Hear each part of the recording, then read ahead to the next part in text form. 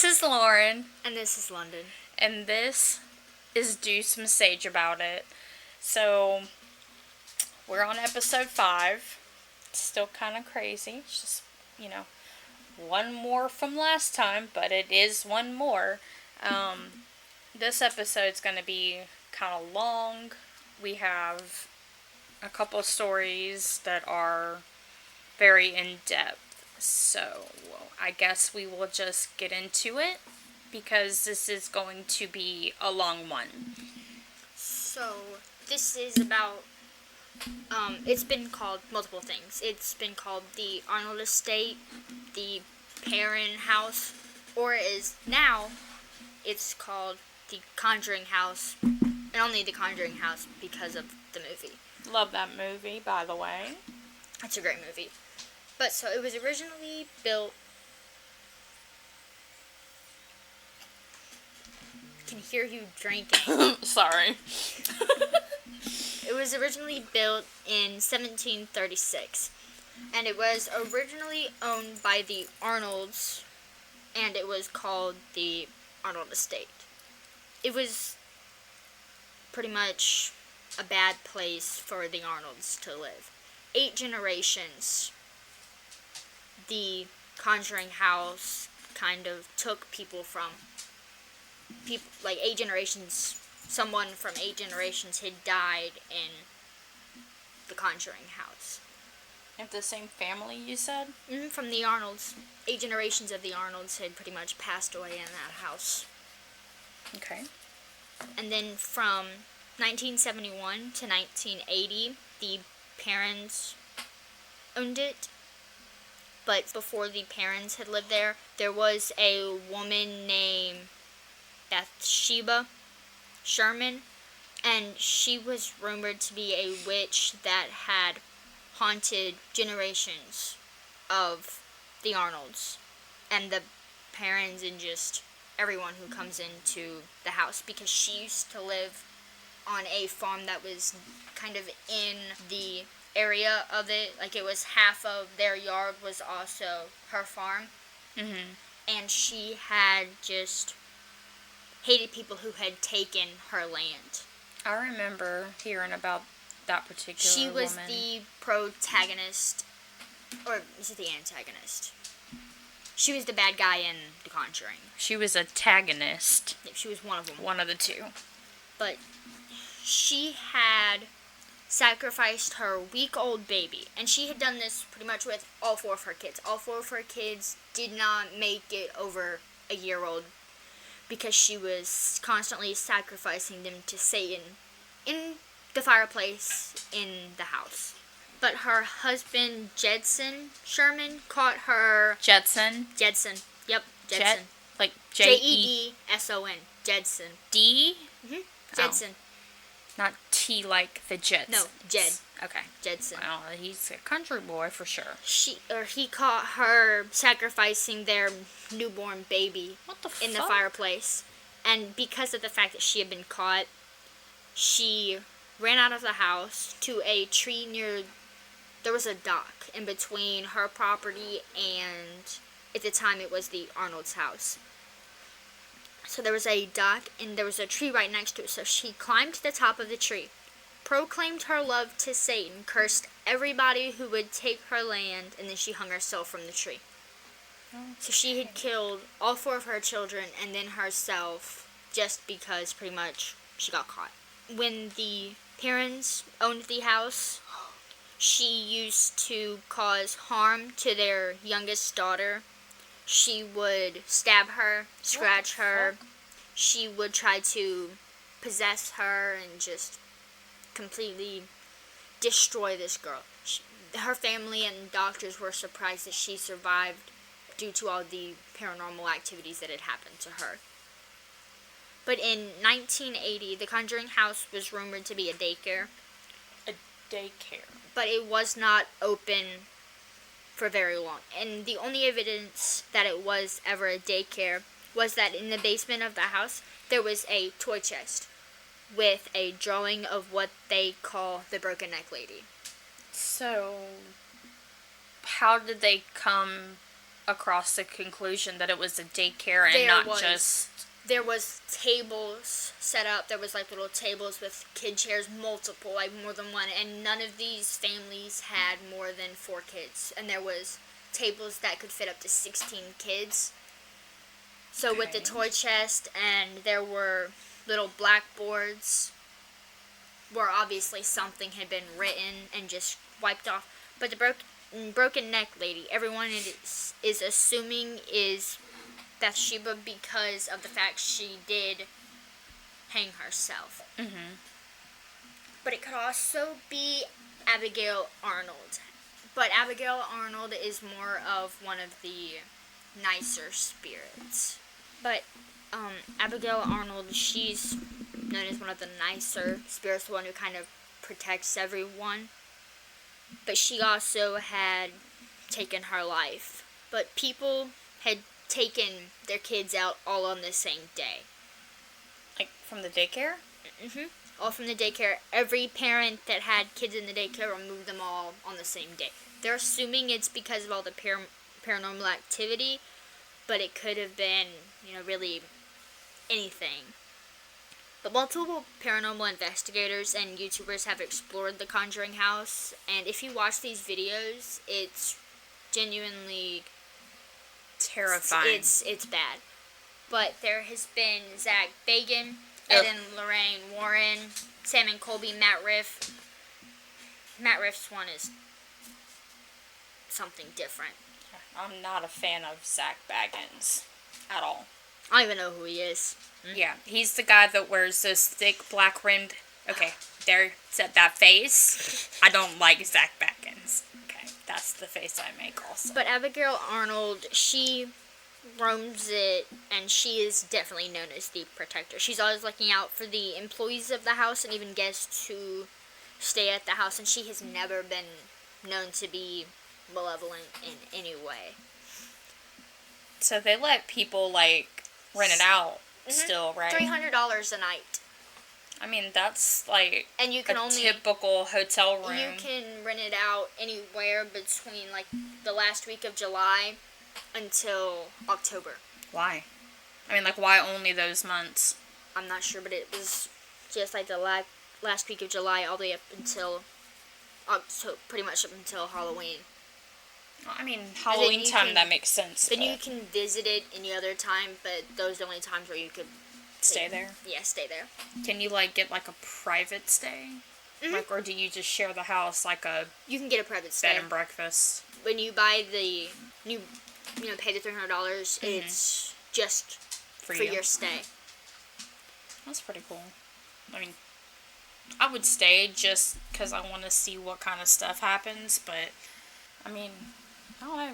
But it's also known that there is some not okay spirits that haunt the basement and the woods of the area. There is 8 acres of woods surrounding the estate, but there's a lot of malevolent spirits who kind of just take over the woods and basement. They have been known to yell at you to get out.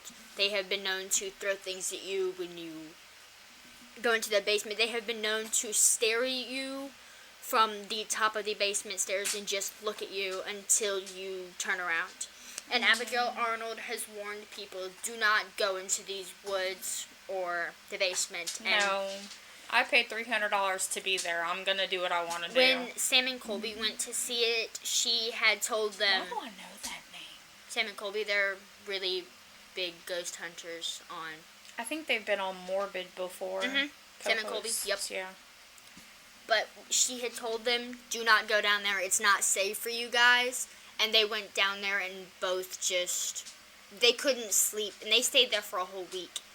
They could not really function based on what they saw in the basement, and then they had gone to the woods and the same thing.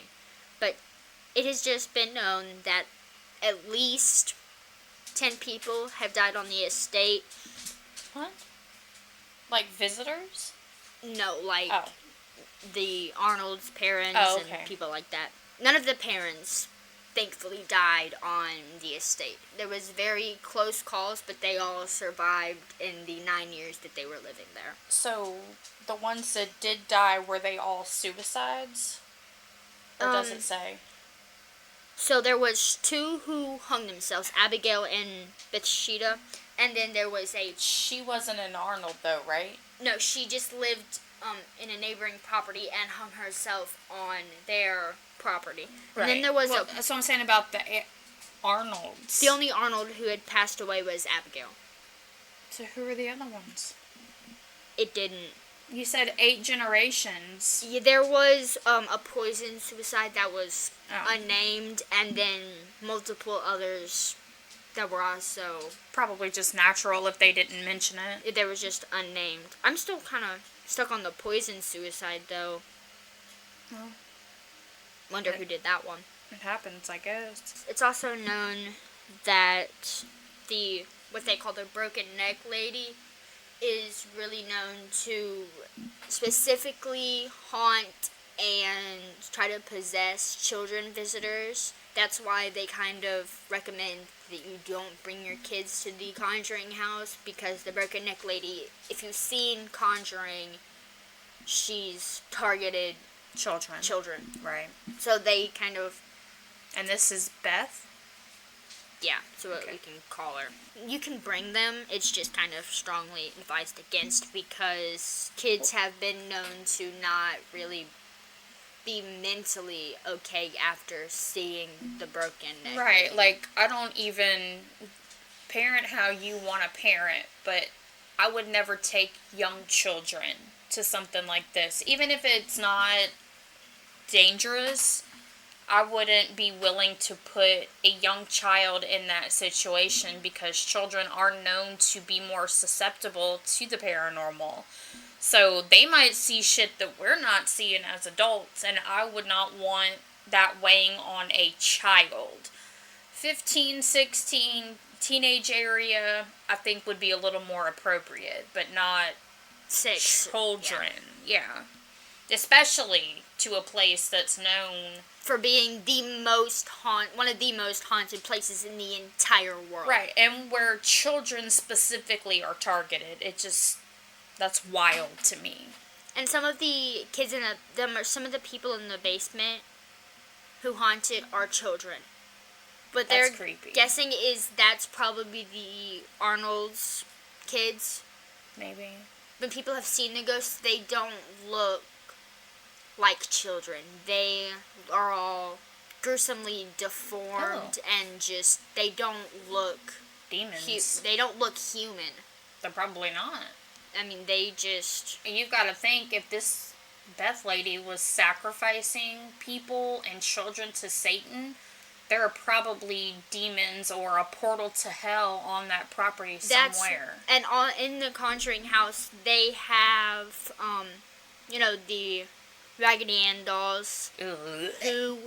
There's 6 of them. I don't do dolls. We discussed that, last episode or the one before that? One of the episodes. I don't do dolls. But the Raggedy Anns, they have been known to kind of be portals. No. Because the children owned them. Nope. And there's I got chills all over my body. No. The original Raggedy Ann, the one who is in The Conjuring, is in the house. No. It's also known that most of these spirits are very active. The ones who are there, they're very, very active. You can always hear them walking around, laughing. You can see them in the windows when you're outside. Or when you're inside and you look out into the woods, you can see some of the spirits kind of just wandering the woods. Mm-mm. And more on Abigail, she kind of despises the broken neck lady, because there's kind of like a rumor that hasn't been completely confirmed that Bathsheba also sacrificed one of the Arnold's kids. And it was their... As a ghost? No, when she was still alive, because they they knew each other. Oh, she was their neighbor, right. Yeah, so they knew each other, and it's kind of a rumor that she sacrificed their 6-year-old daughter. And more on talking about her, I guess. When the parents lived there, if you've seen The Conjuring, it kind of, I wouldn't say, like, clarifies it, it kind of exaggerates everything. It's a movie. But Bathsheba she also possessed the parents. She's possessed the kids, the parents. She was just very mean and just... Living up to her promise, I guess. Living up to her promise. She cursed everybody. Yeah, she does not like that people are living there, and that when it became the parents' house, that everything that was on her property, since no one had lived there, also became part of the property for the Conjuring house. So everyone has said that there's just not an okay feeling they get. Even when they just step on the property, there's just not... They just feel unwelcome. No, I mean, there's a lot of death. Yeah, there's a lot. Like I said, at least 10. That's crazy. And I mean, 3 of those were suicides, but still, that's a lot of... It's a lot of death to happen in one building. Yeah, a lot. But now that it is the Conjuring house, it's open pretty much all the time. Like I said, you can rent a room from July to October. Just, watch out for the Broken Neck Lady. And if you go in the basement, you can see the toy chest with the drawings on it. And the chalkboard with more of the drawings on it, and with kids' names on it. And there's some kids' names on the blackboard that had been scratched out. Not entirely sure if those are some of the kids who had passed away or what their names being crossed out meant, but over half of the kids had their names crossed out. That could also be why everybody removed their kids on the same day. Maybe. But, yeah, that's what happened at the now Conjuring house. Alright, so my story is out of Meridian, Mississippi, and it's the Grand Opera House. They called this the Riley Center. I guess each opera house has like their own little nomenclature to differentiate it from everywhere else. This place is over 100 years old, and there are many benevolent spirits, and that means they're nice, they're kind, they're not vicious or rude or crude or anything like that. They do appear as like shadowy figures, and those who have seen these figures think it is someone they call the Lady of the Opera House. And they think that she is whomever is in the portrait at the front of the opera house. A lot of the time, they can hear and see her like on front stage singing when the opera house is closed down.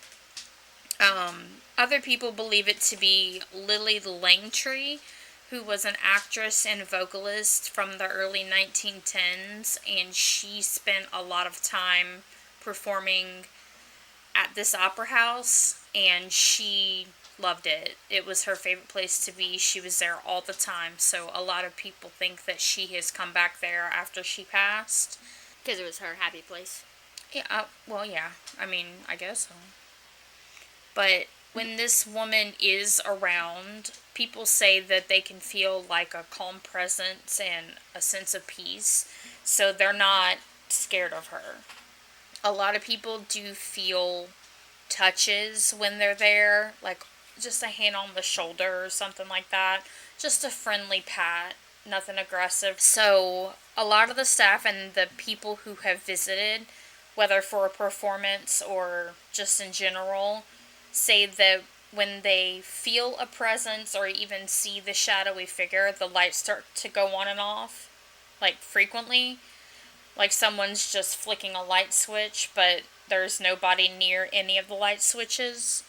So they feel like whoever this is letting them know that she knows they're there and she doesn't mind it. Because she's not trying to get rid of them. Just trying to say, hey, I'm here. Yeah, acknowledging their presence and I guess making it to where they're not afraid of her. There has been a ghost hunter who goes by the name Bloody Mary. They are from New Orleans, and they believe that there are more than just this one female in the Opera House. They took several photographs and caught many, many orbs in one shot, like 15 or 20, when normally there's only like one or two.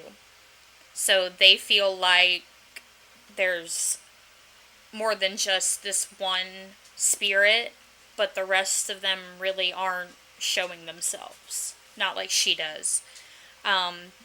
They did say that they felt high amounts of positive energy from the spirits. So, kind of like their aura, I guess. Like you can feel if it's a bad one or if it's a good one. And they said that all the ones they encountered, which again, they feel like it's more than one, all gave off positive vibes. So, this place is not haunted by malevolence. You know, it's not It's angry. a peaceful place. Yeah, it's a peace, and it should be, because it's a music place, and people listen to music to kind of center themselves and get out of a crappy mindset. You know, music does wonders for people if you just sit and listen to it when you're having a bad day. So they feel like the spirits who are here kind of feel that way. Like They feel safe there. They know. they feel safe there, but they're also there doing what they love, which was singing or watching the visual arts or, you know, whatever. Some of the spirits, they're not malevolent, but they are a little chaotic. Some of these spirits are playful. They like to move furniture around overnight, so when the staff comes in the morning, everything is not where it should be. And so they have to put everything back before they open. They sound like teenagers trying to rearrange their room at 3 o'clock in the morning. I mean, and it's not known if it's done because they're just being funny or if they don't like the way that it looks now and they're trying to put it back to the way it was. It is also said that this place has cold spots even during the hottest parts of the summer. So, like, you could be sitting in the seats watching a performance and it's hot where you are, but then 2 or 3 seats over, it's freezing. And the rest of the theater's hot. Probably where ghosts sitting, watching it too. Possibly. It doesn't really specify, like, where in the theater that these cold spots are. It's just that they're there. That is the Grand Opera House in Meridian.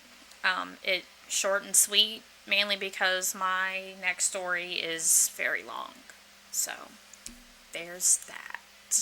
So, my next story is about the Ditto House Inn in West Point, Kentucky.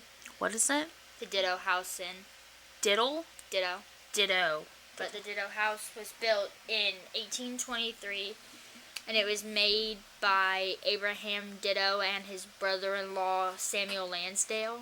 They didn't live in the house for really that long, and then after they had just, I guess, given up on the house, it was used as a military hospital in the Civil War, and in World War I, it was used as a canteen by the troops from Camp Knox.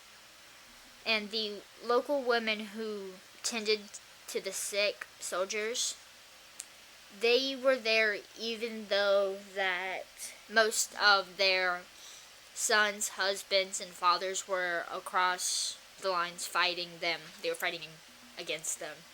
It's also, Wait, what? There were local women who I guess had been around Camp Knox. Mm-hmm.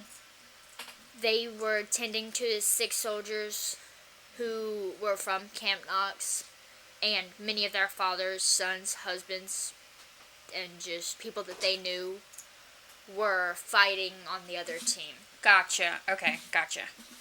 And during that time, over probably 1,500 soldiers had passed away from either being sick or just getting shot on the grounds. But it's known that like 90% of the soldiers still walk the halls. And apparently they are very loud, as you can hear footsteps and stomps from even outside the house. Jeez. Yeah, they're loud. Even when no one's around, you can hear the soldiers just walking. But it's also said that the visitors who have visited the Ditto House and have seen soldiers in full uniform fade in and out. Like, they'll be there 1 second and they can kind of see them dissolve, is what they've said. That's crazy. And then after the war, it became the Reed Palace Hotel, but that did not last. It lasted pretty much as long as the first house did. Not very long. Because so, it was... wait, they turned this little tiny house into a hotel? Yes. Or was it a big house? It's not. Not a big house. It's maybe like 2 stories, I think. And it looks like how when you draw a house, it looks like that. When you draw a Yep. little roof. That's exactly how it looks. Okay, so a kindergartner created this house. It looks like it. Yep. Look it up. I am. Telling you, it's small. Well, it's not really that small. It kind of looks like a church. It's like a mansion, but definitely not big enough to be a hotel. Yeah, it's... This is in Kentucky, right? Yeah, Fort Knox. Yeah. It's not, I mean, it's not tiny, but it's not big. That's what she said. Shut the fuck up. But it was sold again in 1905, and it had become the home of a very well-known doctor. When he owned the house, it was used as his house and also where he did his practice. That wasn't uncommon back in the day. They didn't have, like, big doctor's offices and stuff like they do now. Like, funeral homes were that way, too. People would live there, and that would be where they would take care of the bodies and all that. So, that was pretty normal back then. He lost most of his patients in the house. That's not good. Yeah, and he only ever did, like, 100 patients, but still. If he lost most of 100, that's still a lot. Yeah, he lost a lot of people I in mean, the house. If he only lost 1 or 2 out of 100, that'd be different. And after that, it had also become a ticket agency, whatever that is, a boarding home, and barracks for someone named General William T. Sherman.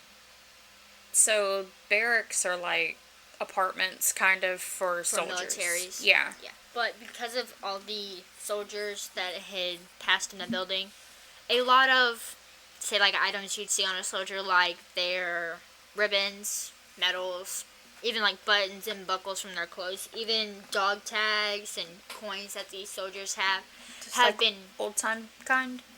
Yeah. They have been found around, even if they're not there the day before, they're there the next day. The soldier? The soldiers' stuff. So they're seeing their stuff. Yeah, they're seeing not their... just them. Yeah, they're seeing their... okay. And they're finding, like, actual... Like, it's stuff that isn't...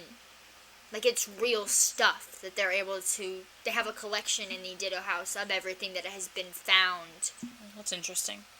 And the Ditto House has been on a lot of shows. It's been on Louisville Tonight and whatever Sightings is. Sightings is apparently like a haunted B&B. It sounds like it. And the stories that have been told by the guests who have been on. Both of those kind of vary on like the details. Some say that they have seen the doctor. Mm-hmm. It didn't ever really say if the doctor had passed in the house as well. They've said that they just seen the doctor, and they have seen patients who have obviously gone through like a surgery and didn't make it out of the surgery. Oh. They said there was even a little kid that didn't survive, but the surgery the kid had, there was only like a 20% chance that the kid could have even survived. And they said it looks like the doctor definitely tried to save him. You can only do so much. Yeah. Especially back then. Yeah, the 1900s, the early 1900s. Yeah. And it's still, as it's the Ditto House now, with the Ditto House in, it's still open to... So it's still a hotel? It's, in, like, kind of like a Oh, okay. B&B situation, I guess. Gotcha. But you can go in, get a room. They've even been known to put people in the room that the doctor had lived in, where that's where they kind of get the most presence of the doctor, and even some of the patients, or some of the rooms that were, I guess, patient rooms while the doctor was there, where they can kind of get the presence of the patients being in there. Mm-hmm. They can hear walking and kind of like machines going off, like machines you hear in like an emergency room, or like beeping and stuff. Yeah, you can hear like the beeping from the machines. You can hear people walking with like the IV drips. You can hear them kind of shuffling across the corridors. With like the pole? Mhm. Okay. Yeah, and you can hear like the metal kind of scraping the floor. People have seen patients walking. That's creepy. I don't like that. Yeah, just you trying to sleep, and then you just hear a whole bunch of shuffling and scraping, and then you open the door and there's just a ghost. But yeah, that's the Ditto House. Alright, so my next story, like I said before, it's long. My story is about the St. Louis cemeteries in New Orleans. And it is long because there are 3 of them. So I decided to do all 3 at one time instead of split it up, because that just really didn't make a whole lot of sense. So the St. Louis Cemetery number 1 is New Orleans' oldest extant gravesite. It was established by royal decree on August 14th of 1789, so it's been there for a really, really long time. Almost 300 years and 20 years. Yeah, it's old. And you can tell it's old just by looking at it. We've seen it numerous times. It is eerily quiet at nightfall, but we've been there during the daytime, and there's just kind of like this weird silence during the daytime as well. We haven't been there at night, but during the day it's pretty, I guess, eerily quiet. That's a really good way to put it. It is dotted with broken shells and cobblestones dredged from Lake Pontchartrain and the Mississippi River, and there are a ton of crumbling crypts in this particular cemetery. It does have a disorderly layout because, again, back in the 1700s, it kind of wasn't like with King's Chapel that we covered. They didn't lay it out like nice and neat. They just kind of put them wherever they put them. And so these cemeteries are kind of labyrinth-like. It's not as bad as it sounds, because we've visited all 3 of them. And it's not like discombobulated or anything, but it is not nice and straight and pristine like some of the more modern cemeteries are. The 3 cemeteries in total are named the Cities of the Dead, and that was given to them by Mark Twain, the author. The ghosts that are said to haunt cemetery number 1, the biggest and most well-known is Marie Laveau, and she was the voodoo queen of New Orleans. Voodoo in New Orleans is known as voodoo Catholicism, and it is a religion connected to nature, spirits, and the ancestors. A lot of the voodoo priestesses and priests in New Orleans produce charms, and they're called gris-gris. And these are charms of protection, or, whatever they're making the charms for. Marie Laveau was born in 1801, and she became the most revered and the most feared voodoo practitioner in New Orleans history. She did practice fortune telling, the occult, and herbal remedies, and she is spotted at many of the locations throughout the French Quarter, including on the street that she actually passed on where her home was, because she did die at home. She is seen in the cemetery, and there have been reports that non-believers that visit the cemetery, who don't believe what she believes or makes fun of her religion, that they tend to become scratched, pinched, and or shoved down. So she kind of shows them, I guess, right? Legend has it that there is a practice of marking Marie Laveau's tomb with 3 X's and asking her for a favor or making a wish. It is said that those who have had their favors or wishes granted must return to her tomb with the gift. However, because of this theory, the tomb has become vandalized, and that basically caused the Archdiocese of New Orleans to shut the cemetery down to the public. So the only way to get into that particular cemetery now is to purchase tickets basically for the licensed tours that go through there. Last time we went to New Orleans, we tried to go through and see it again, but it was chained off, and we did not have really the time to find where they operated out of, so we just didn't go. I think we ended up at the zoo or the aquarium instead. At her tomb, people have reported feelings of being touched or becoming unexplainably suddenly ill, and they have been said to hear voices emanating from inside of the tomb, like Marie Laveau's voice speaking to them through her tomb. Another ghost that is seen there is Henry Vignes. He was a sailor from the 19th century, and being such, he never had a true home. But he loved New Orleans. It was one of his major ports that he went in and out of, and he did make New Orleans his home between voyages. He was staying at basically a room and board place, and he had given the boarding house owner some important papers, quote unquote, which were basically the ownership of his family tombs, and he left them with this owner because he was going back out to sea and he was afraid of something happening to them while he was out at sea. And while he was away, the boarding house owner decided to sell his family's tombs, and shortly after returning and finding out this information, Henry became extremely ill and passed away. And since his family tombs had been sold off while he was away, he was buried in the paupers section in the graveyard in an unmarked grave. Because of this, it is said that he has appeared to visitors and wanders the cemetery aimlessly. He is described to be tall with blue eyes, and some of the claims from the visitors say that they have actually spoken to him and that he has asked where the Vignes grave is, and he's having trouble finding it himself, so he asks them to lead him there, but because it's an unmarked grave, they don't know where it is either. And he has allegedly turned up at funerals asking the bereaved if there is any room inside of the tomb for him to lay. Again, because he just wants a place that's actually his. Right, because he's just in an unmarked grave, just somewhere out there. And his apparition has appeared and has been caught on camera with a very distinct EVP of a male's voice proclaiming, "I need rest." So it seems like because he was buried in an unmarked grave after a sudden death, he's not at peace, he's not at rest, because he doesn't even know where his body is. He doesn't know where his final resting place is because there are no grave markers. And another one just goes by the name of Alphonse. He has been known to take a visitor's hand and pull them to a stop, asking them to bring him home. He has been seen gathering flowers from others' tombs and placing the offerings on his own tomb.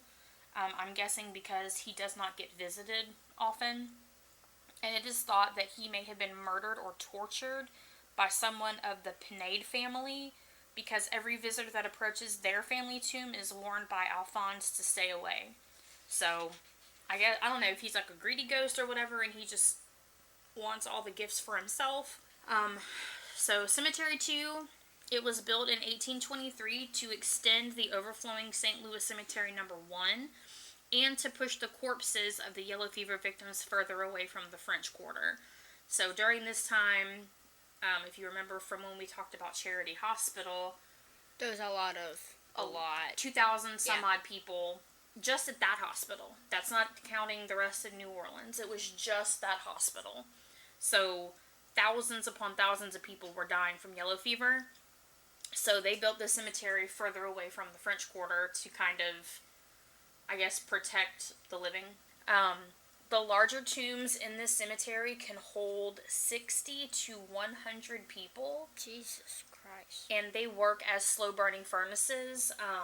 This basically was a way to cremate people because at the time that these were in main use, the Archdiocese, the Catholic community, they did not approve of cremation. They thought it was akin to burning in hell, so it was not something that they would allow. So putting them in these tombs that worked as slow-burning furnaces kind of was a way around that, so they were able to bury more bodies in the tombs. So, the ghosts that inhabit this one, the first person, it's believed that Marie Laveau's daughter, whose name was also Marie Laveau, they believe her body was moved to a vault in Cemetery 2 while her mother remained in Cemetery 1. It has been said that she has been seen in the cemetery hanging around and acting maliciously towards visitors. It doesn't really say what she does, but she's basically not nice when she interacts with other people. Wait, so was she originally in? She was Cemetery originally 1? in the first one, but then so that's probably that could be why she's pissed. It could be, yeah. But I think maybe they also moved her to keep her safe because her mother's tomb was constantly desecrated. Yeah, being vandalized. Yeah, so, I mean, it's just a rumor. It's never been proven, but that's the belief. And I would assume because of all the rumors surrounding the original Marie Laveau and her grave that they're trying to protect her, her body. Another story is about the Ghost Bride. In the 1930s, there was a series of interviews done, and several stories were compiled and put into a book called The Gumbo Yaya, Folk Tales of Louisiana. And one of the main ones comes directly out of Cemetery number 2, and it goes like this. So, a taxi driver was making his nightly rounds when he came across a young woman outside of Cemetery number 2. She was wearing a beautiful white wedding gown and seemed to be in distress and needed assistance. So he pulled over, asked her if she needed help, and she basically just said, "Can you bring me home?" So he turned on his meter and drove her to the home where she said she lived. Once they got there, she asked the taxi driver to go to the door and ring the doorbell.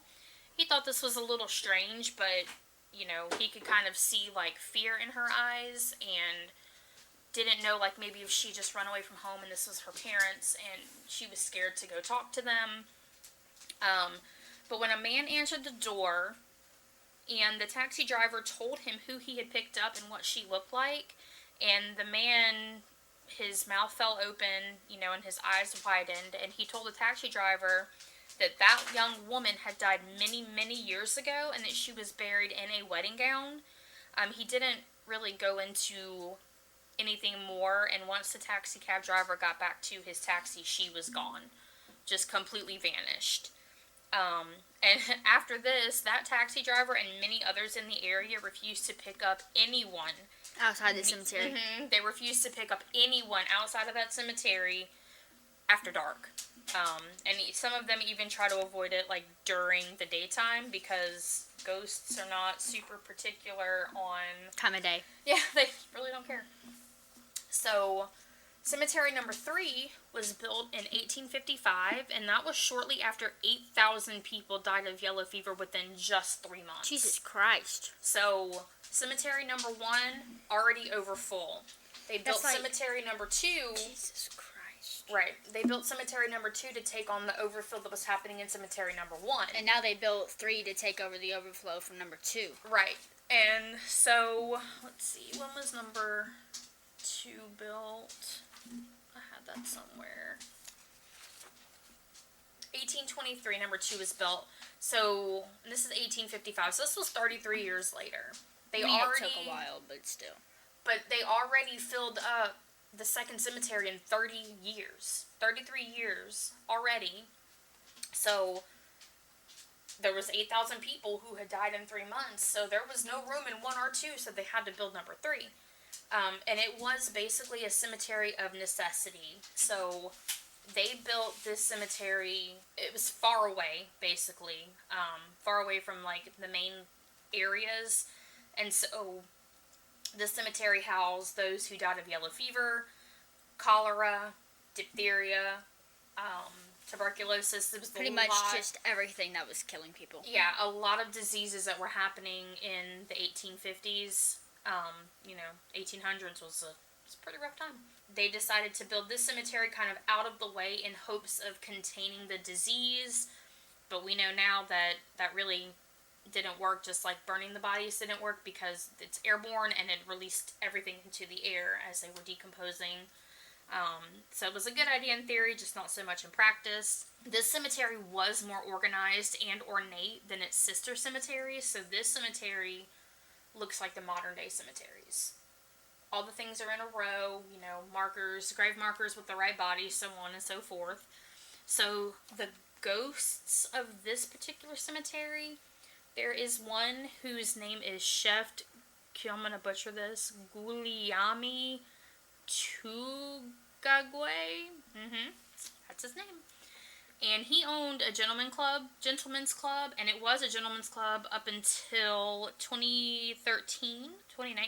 It says 2019. We'll go with that. So during the 1900s, it was common for actors to dress in female clothing, male actors to dress in female clothing. Drag. Kind of, but it wasn't like it is today. Like, in those days, like Shakespearean plays, men played the females because females were not allowed to. So, in the 1800s, early 1900s, it was common for the men to dress up as females just because that was what movies and plays and stuff did, because fuck women, right? Mm-hmm. So, it was less common for them to do it in public, but it did happen. But a gentleman who was an actor named Julian Elting was one such actor who wore women's garb and visited the gentleman's club and also had a bar in it. He even had his own line of cosmetics and was very, very vain. Keep this in mind. So, after he passed, a photo of him was hung in the dining room, and that is where it stayed until 2013, when a new company bought out this company, and the photo was moved to the attic. So, shortly thereafter, poltergeist activity began in the dining room and the restaurant. Tables were being moved, chairs were being flipped. It was him. They're assuming. Things were being thrown at customers.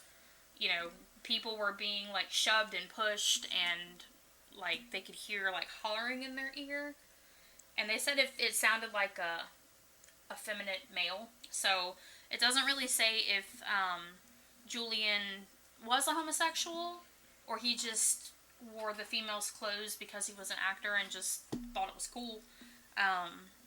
Either way, more power to him, especially for owning his own cosmetics line in the 1900s. That's huge. So, after people kind of noticed that this photo was gone, they said something to the owners about it. And so, the owners put it back up exactly where it was, and all of the activity stopped. So, yeah. So, they're assuming it was definitely him just based on that. The building is also believed to be haunted by the original profiteer, Madame Bauge. She has been seen on the second floor, and often there are loud noises emanating from the top of the building. So she owned a business prior to that. It didn't really say what she sold. It was just that she was the first owner. Chairs have been seen to move on their own, and dishes can be heard breaking in the kitchen, but when they go in there, no dishes on the floor, nobody around. They don't see anything. Another person who has said to be walking the grounds of Cemetery Number 3 is Leah Chase, who is actually the inspiration for The Princess and the Frog. Just seen kind of walking around and not really not really doing anything, but just walking, basically. Another chef named Paul Prudhomme, and he is the chef who brought Creole cooking to the world. And let me tell you, he did a good thing. There is no better cooking than Creole cooking. I love me some boudin. I love me some jambalaya. I love me some gumbo. Oh my god. Like, Tony Chachere's, that shit is chef's kiss. I don't know if beignets are Creole, but those motherfuckers slap. I think it's Cajun. I don't know. It's French. I know it's French because beignet is a French word. But, New Orleans is Cajun French, basically. And they have the best food. These little hole-in-the-wall restaurants. They always have the better food. So good. Like the Creole shrimp. Oh, my goodness. I'm hungry. And I just ate. Another person that lived there but is buried in the cemetery. His name is James Gallier Sr., and he was an architect and an Irish immigrant. He built Gallier Hall and all of the St. Patrick's cathedrals, and he helped redesign the old U.S. Mint building, which is now the New Orleans Jazz Museum. We've gone by there several times. Never gone in, but we've gone by there. We've seen it. Oh yeah, it's beautiful. And the Pontalbla building. I'm probably saying that wrong because I am not Creole. I'm Mississippian. But he and his wife tragically died in 1866 as a hurricane ravaged a steamboat that they were on traveling back to New Orleans. So their son designated an ornate tomb in which his father and his mother rest.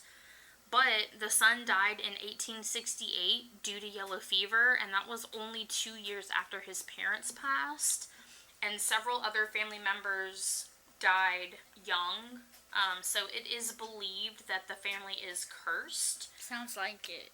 And that the tomb is also cursed. So they say that when you're in the cemetery and you see either James or his wife or his son, that you are going to end up cursed as well. So a lot of people avoid that tomb, like the locals, I guess, the people that know about it.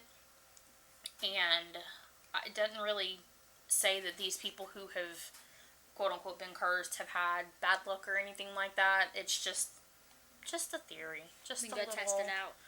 No, I don't want to go test it out. I do. I do want to go back to Cemetery 1, though, because I want to go see all the cemeteries again because we've seen them once, but it'd be nice to go back and visit. So maybe this summer or something. Well, not during the summer because it's probably busy, but maybe in a couple of months we can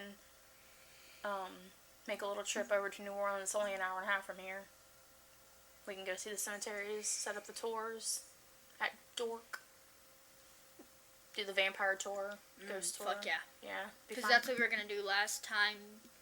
When we went for my birthday, we were going to go do all that, and we just ended up on Bourbon. We walked 21 miles, and my feet were killing me. Yeah. So, if I had known that the steamboat was as far away from the parking garage as it was, I'd have called an Uber. Oh, it took freaking forever. It was a long.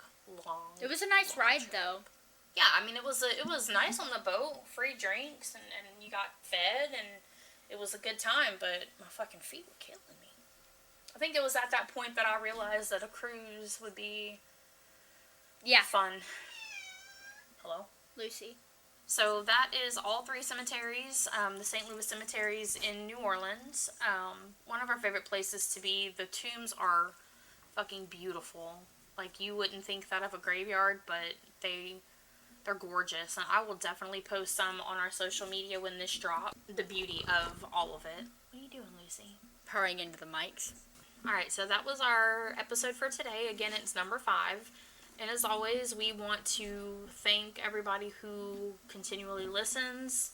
We'd like to welcome the new listeners, if there are any. You can follow us on our socials. We've got TikTok, Snapchat, Instagram, Facebook, Twitter. We've got pretty much all of it. Everything but Facebook. You can find us at DSSAI Podcast.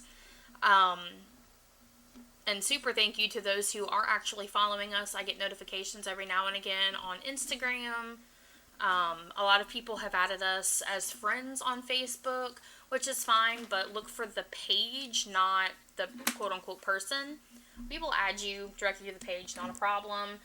We have had we've had one listener story submission, so we're waiting on more before we can get that out to you guys. The Facebook is going to be DSSAI Pod. The website is dssapod.com. And then our email, though, you can send us all of your stories or suggestions, or if you have any more information on what we've already covered, personal experiences and whatever, it's going to be dssaipodcast@gmail.com. We do have a Patreon. Again, I will link everything in the description box so you guys can just have easy access to it rather than trying to write it down while you're listening to our podcast. Again, huge thank you to the cat who is purring in the microphone. It's Lucifer. He has to be involved. But thank you to all of our friends and family who have shown immense support. Thank you to my husband who basically just goes along with whatever I want, any crazy idea I have. He is in full support all of the time, and I love him so much for it. We need more people out of the United States. Yes, so share us with your... Share far and wide. Share on everything you have. Yeah, share us with your not United States folks. We have one Germany listener, and that is thanks to my son, Benjamin. He has friends on his little game server, and he shared the podcast, and so that is how we ended up with our first German listener.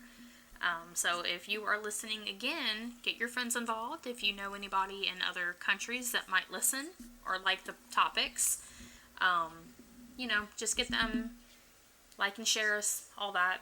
Podcast people for Apple, rate us, even if it's not good, I guess. It'll get us kind of further up in the ratings, and, leave comments, and, give us a like, a share, a follow, give us a rating on Apple Podcast, donate to our Patreon, and, of course, keep listening.